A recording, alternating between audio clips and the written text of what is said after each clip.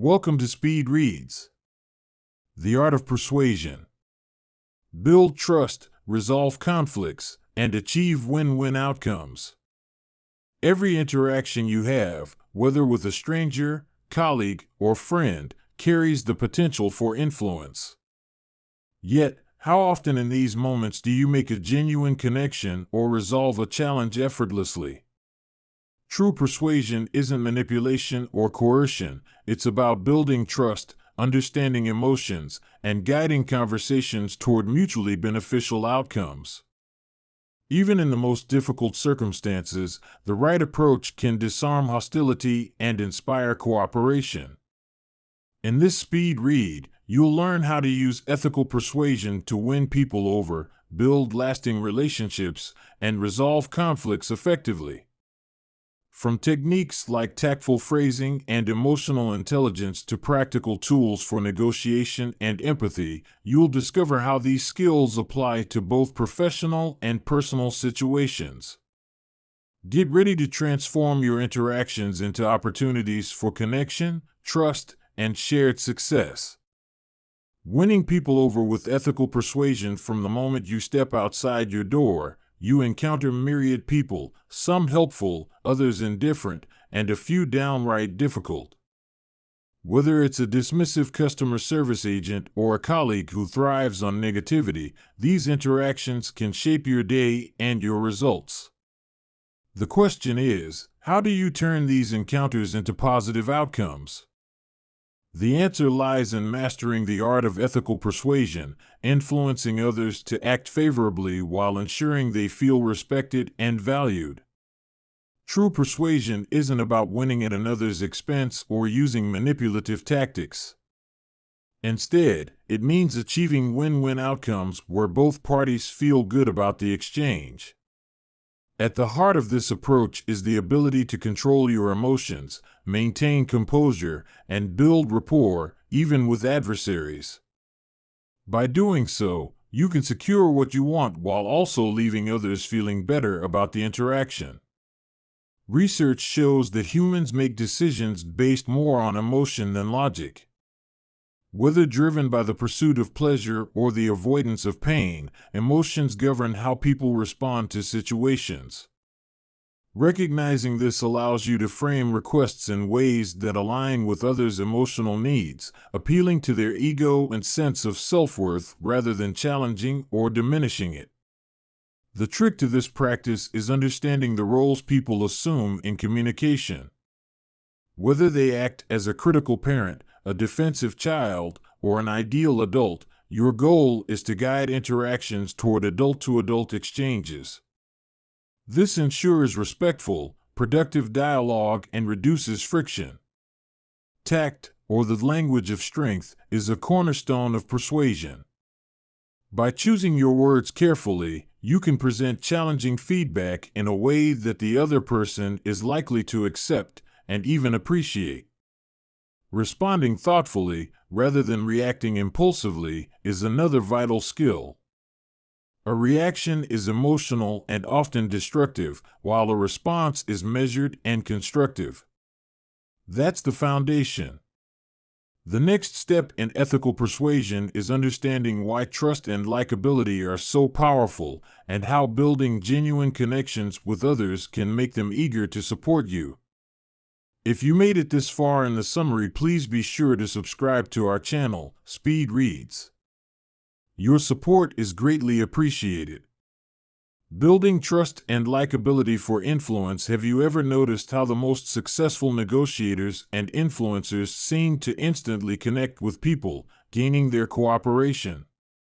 This isn't a coincidence, it's the result of a simple but powerful principle. People are more likely to help, support, or do business with those they know, like, and trust. Establishing these feelings is a fundamental step in persuasion, and when done right, it can open doors in seconds. In today's world, where competition often balances out factors like price and quality, personal connections frequently determine who gets the deal, favor, or partnership. Trust and likability aren't just abstract qualities, they're actionable strategies you can cultivate. One effective technique is to ask for advice. By doing so, you appeal to the other person's desire to feel valued and important. A simple request for guidance can transform an interaction, since people are often motivated by the pleasure of being helpful. Build rapport by matching the way the other person speaks, including their words, tone, or phrasing. This naturally creates a sense of alignment and makes them feel understood.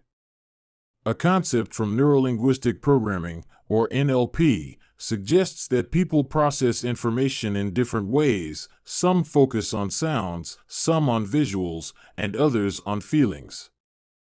For example, if someone says, "That sounds great," they may lean toward auditory language, so you might respond with something like, "I hear you." If they say, "I see what you mean," a visual response such as, "Yes, I see that too," can be effective. And for someone who says, "It feels right to me," you could respond with, "That feels like a solid approach." These small adjustments make others more open to what you're saying. Another key tool is the I message, where you express your feelings rather than blame others. For example, saying, "I feel overlooked" instead of "you're ignoring me" minimizes defensiveness while addressing concerns. Similarly, handing decision-making power to others while offering respect and gratitude often results in their willingness to help. Once you've established trust and likability, the next step is to strengthen connections by boosting other people's self-esteem through genuine compliments and empathy. Let's explore that in the next section. Elevating relationships through genuine compliments and empathy. If you want to strengthen relationships and encourage cooperation, start by making others feel valued and appreciated. Everyone likes to feel important, and when you acknowledge someone's worth through genuine compliments or empathy, you create an environment of trust and goodwill. These simple actions can transform how people respond to you in both personal and professional settings. When you recognize someone's efforts or affirm their positive qualities, it does more than boost their confidence, it builds lasting connections. For example, in a negotiation, expressing trust in the other person's honesty and fairness can encourage them to act in your favor, even when you're in a weaker position. This approach shows respect and aligns their desire for recognition with your goals. Gratitude is another tool at your disposal. Sending handwritten thank you notes is a remarkably effective way to strengthen relationships. A short, sincere note thanking someone for their time or effort sets you apart and demonstrates that you value them. This simple habit can lead to long-term loyalty and make others more willing to support you in the future. Empathy plays a vital role in maintaining goodwill. When handling conflict or receiving criticism, avoid being defensive. Instead, acknowledge the other person's perspective and respond with respect. This protects their ego and encourages constructive conversations. Even minor actions, like phrasing corrections diplomatically, show thoughtfulness and keep the dialogue positive. For example, instead of bluntly stating someone is wrong, you might say, "Correct me if I'm mistaken," or "Could you clarify this for me?" This shifts the tone, making the conversation collaborative rather than confrontational, which helps preserve mutual respect and encourages agreement. Making others feel important is a practical strategy for building strong relationships and encouraging collaboration. These small but consistent gestures pave the way for trust, loyalty, and mutual support. Up next, we'll look at how tact, preparation, and creativity can help you negotiate even the toughest situations to achieve favorable outcomes for everyone involved. Negotiating favorable outcomes with tact and creative thinking. Negotiation isn't confined to high-stakes boardrooms, it's a part of everyday interactions. Whether you're advocating for better table placement at an event or resolving workplace conflicts, the way you approach the other party can mean the difference between a productive discussion and a deadlock. Effective negotiation often hinges less on logic and more on tact, preparation, and the ability to navigate emotions. Take this example. A venue official insisted that a table placement was non-negotiable due to concerns about crowd congestion. Rather than pushing back, the exhibitor approached the situation calmly and respectfully, asking for advice and recognizing the official's authority.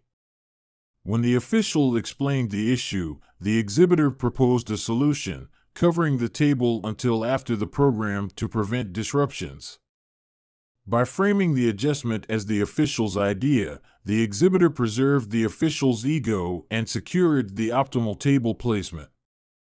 This demonstrates how politeness, patience, and persistence, key strategies in negotiation, can turn an apparent no into a yes.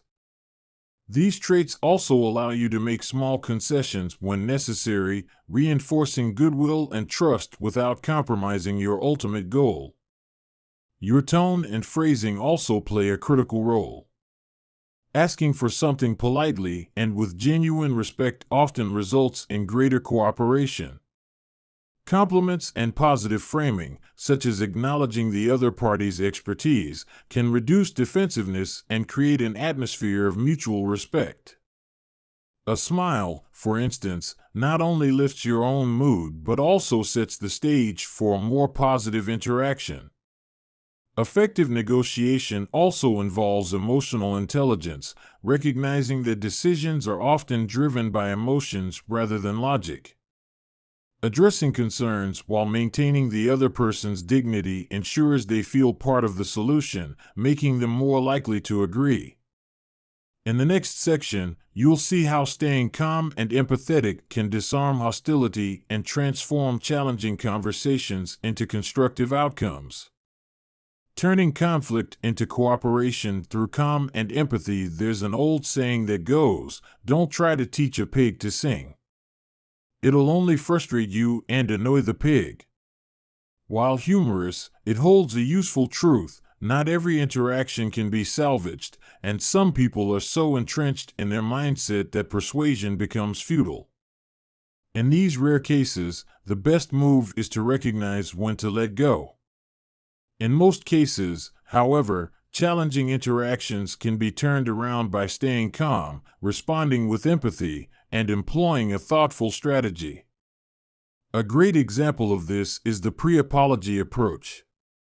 By acknowledging someone's frustrations up front, for instance, saying, "I'm sorry you have to deal with all this, it must be a real hassle," you can completely disarm their hostility. This small gesture of understanding often shifts the tone of the conversation, opening the door to cooperation. Another effective method is identifying the key decision maker and focusing your efforts on them. People in lower positions may say no, but finding the right person who can say yes ensures you direct your energy where it matters. Approach them with respect, share your goals clearly, and build a connection based on mutual understanding. When resolving conflicts, empathy is your strongest tool. Start by clarifying the other person's concerns with phrases like, "What I hear you saying is," then look for common ground by saying, "I agree with you that," and acknowledge their feelings with, "I understand you feel." Finally, state your perspective calmly and succinctly to guide the conversation toward resolution. These techniques work because they shift the focus from confrontation to collaboration. By showing respect and staying composed, you can turn difficult interactions into productive ones. Next, we'll learn how these principles translate into practical strategies for resolving disputes, building trust, and inspiring teamwork in real-life scenarios. Practical examples of the art of persuasion. While attending a conference, Mr. and Mrs. Michelson had jewelry stolen from their hotel room. When they contacted the manager about it, they were met with indifference and curtly advised to file a report.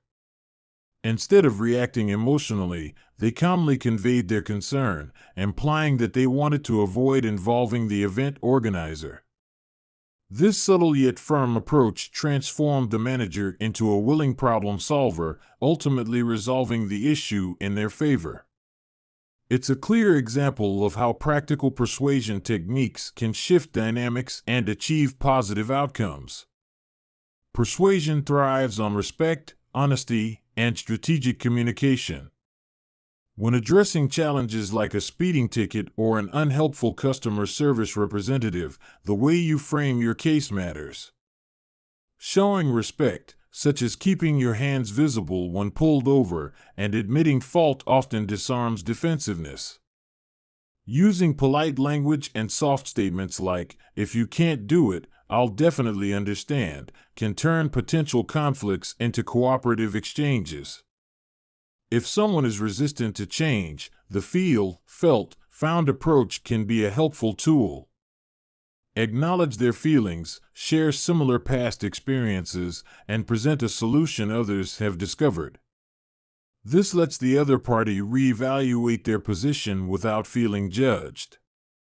Similarly, using a third-party story to share constructive feedback provides guidance without triggering defensiveness. Consistency is another persuasive cornerstone. Whether you're a leader giving credit to your team or someone confronting poor service, your steadiness builds trust. As Abraham Lincoln demonstrated during his legal career, a thoughtful critique is most effective when paired with fairness. Lincoln would begin his arguments by outlining the strongest points of the opposing side's case, disarming potential resistance and establishing himself as honest and open-minded. By addressing the opposition's perspective first, he gained the trust of his audience, making his own arguments even more compelling. Persuasion is a blend of strategy and empathy.